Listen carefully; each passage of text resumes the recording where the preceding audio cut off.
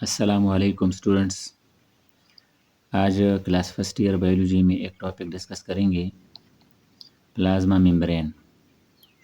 Plasma membrane animal cell में सबसे बाहर की एक बाउंड्री होती है और प्लांट सेल में सेल वॉल के अंदर ये लोकेटेड होती है, मौजूद होती है और इसको सेल मेम्ब्रेन भी कहा जाता है। अगर हम इसके कंपोजिशन की बात करें तो लिपिड इसमें 20 से 40% तक मौजूद होता है और प्रोटीन 60 to 80% मौजूद होता है और जो तीसरा थर्ड नंबर पर ऑर्गेनिक मटेरियल होता है कार्बोहाइड्रेट, वो 3 से 15% तक मौजूद होता है प्लाज्मा मेम्ब्रेन में। इसी तरह से अगर हम इसके स्ट्रक्चर की बात करें तो इसका स्ट्रक्चर मुख्तलिफ़ वक्तों में मुख्तलिफ़ बायोलॉजिस्ट और साइंटिस्ट ने पेश की थी, लेकिन जो लास्ट स्ट्रक्चर है और मॉडल है और जो मोस्ट एक्सेप्टेबल है वो सेंगर और निकल्सन ने प्रपोज़ किया था और इसको फ्लूइड मोज़ेक मॉडल कहा जाता है। एक ऐसा मॉडल कि इसमें लिपिड की एक सी समुंदर होती है और इसमें जगह जगह प्रोटीन भी फ्लोटिंग करते हैं, तो इसी वजह से इसको सेंगर और निकल्सन ने फ्लूइड मोज़ेक मॉडल का नाम दिया। ये है इसका स्ट्रक्चर और इसमें आप देख सकते हैं कि सबसे पहले लिपिड बाइलेयर होती है, इसको फास्फोलिपिड बाइलेयर भी कहा जाता है, यानी ये डबल लेयर होता है। एक लेयर ये ऊपर का होता है और ये लेयर ये नीचे होता है और इसी तरह से ये डबल लेयर एक सर्कल की शक्ल में अराउंड द सेल मौजूद होता है। अगरचे यहाँ पर उस कंप्लीट सर्कल से एक थोड़ा सा सेगमेंट्स यहाँ मैंने ड्रा किया है।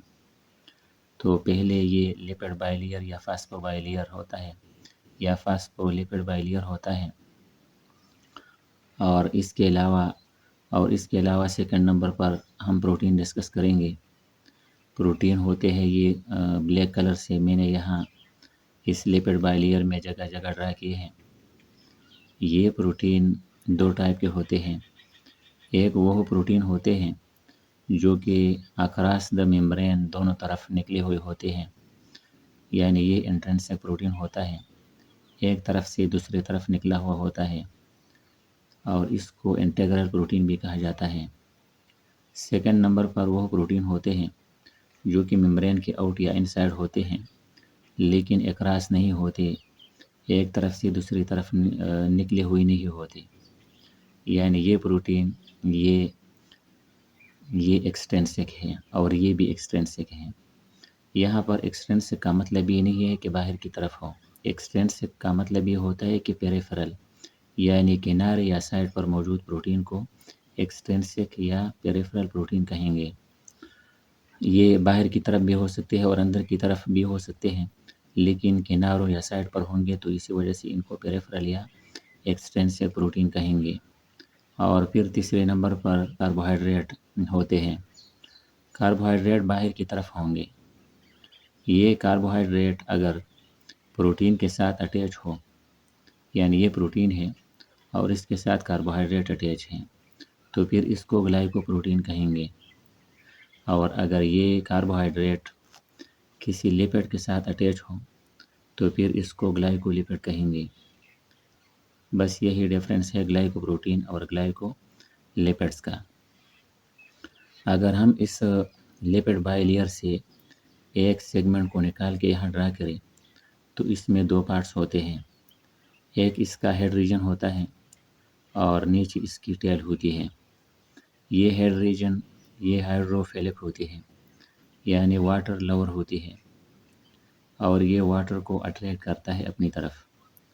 और दूसरा ये टेल रीजन जो होता है ये हाइड्रोफोबिक होता है या वाटर फियरिंग करता है, यानी वाटर को रिपेल करता है। तो इसी तरह से इस मॉडल में जो हमने लिपिड, कार्बोहाइड्रेट और प्रोटीन की बात की, तो इन तीनों के फंक्शन को नंबर बाय नंबर डिस्कस करेंगे।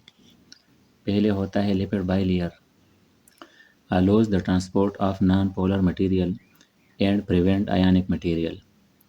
जो नॉन पोलर मटेरियल होते हैं उनको लिपिड बाइलेयर अलो करता है, यानी वो आसानी से इनसाइड द सेल एंटर हो सकते हैं اور جو آیونک مٹیریل ہوتے ہیں تو ان کو یہ اندر آنے نہیں دیتا، اور یہی وجہ ہے کہ لپڈ بائلیئر کو ڈفرینشیلی پرمیبل ممبرین بھی کہا جاتا ہے۔ پھر آگے پروٹین کا نمبر ہے، یہ سلیکٹیولی پرمیبل ممبرین کا کردار ادا کرتے ہیں، یعنی یہ دو ٹائپ کے ہوتے ہیں۔ یہ جس طرح اوپر بتایا یہ ایکسٹرنسک بھی ہوتے ہیں اور انٹرنسک بھی ہوتے ہیں۔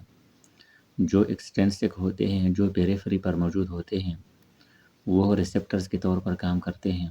جب کوئی تبدیلی باہر اکر ہوتی ہے تو اس تبدیلی اور سگنل کو یہ ڈیٹیکٹ کرتے ہیں اور انسائڈ آف دا سیل کو انفارم کرتے ہیں۔ کسی بھی اسٹیمولس کے متعلق سیل کے انٹرنل کو انفارم کرنا یہ ایکسٹرنسک پروٹین کا کام ہوتا ہے۔ انٹرنسک پروٹین جو لارج سائز کے ہوتے ہیں، یہ ڈیفیوژن، آسموسس اور ایکٹیو ٹرانسپورٹ کو ریگولیٹ کرتے ہیں، یعنی جس طرح ابھی آپ نے یہاں دیکھا کہ لپڈ بائلیئر نان آیونک مٹیریل کو لو کرتا ہے، تو جو آیونک مٹیریل ہوتے ہیں ان کو ریگولیٹ رکھنا تاکہ وہ اندر انٹر ہو جائے، یہ انٹرنسک پروٹین کے انڈر کنٹرول ہوتے ہیں۔ یہ انٹرنسک پروٹین یا تو ڈیفیوژن کے ذریعے ان کو ان آؤٹ کرتے ہیں، یا پھر آسموسس کے ذریعے، اور یا پھر ایکٹیو ٹرانسپورٹ کے ذریعے۔ ڈیفیوژن اور آسموسس پیسیو ٹرانسپورٹ ہوتے ہیں، یعنی ہائی کنسنٹریشن سے کسی مالیکیول کا لوور کنسنٹریشن کی طرف موومنٹ کو ہم ڈیفیوژن اور آسموسس کہتے ہیں۔ ڈیفیوژن میں سیمی پرمیبل ممبرین کی ضرورت نہیں ہوتی، اور آسموسس میں سیمی پرمیبل ممبرین کی ضرورت ہوتی ہے۔ اور پھر تھرڈ نمبر پر ایکٹیو ٹرانسپورٹ ہوتا ہے۔ یہاں پر ایکسپینڈیچر آف انرجی ہوتی ہے، یہ اگینسٹ کنسنٹریشن گریڈینٹ ہوتا ہے، اور یہ لو ریجن سے ہائی ریجن کی طرف مٹیریل یا مالیکیول کی موومنٹ ہوتی ہے یا آئنس کی موومنٹ ہوتی ہے۔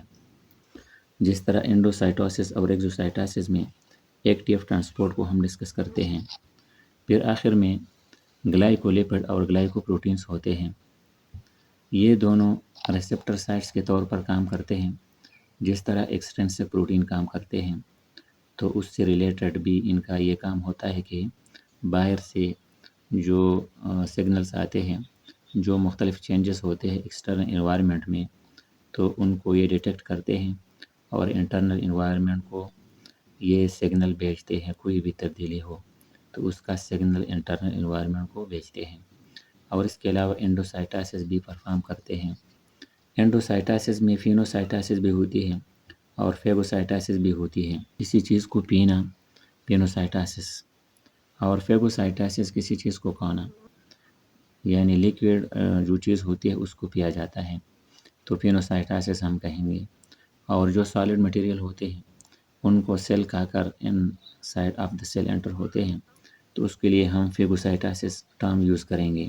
یہ تھا آج کا ہمارا topic plasma membrane. Okay, thank you.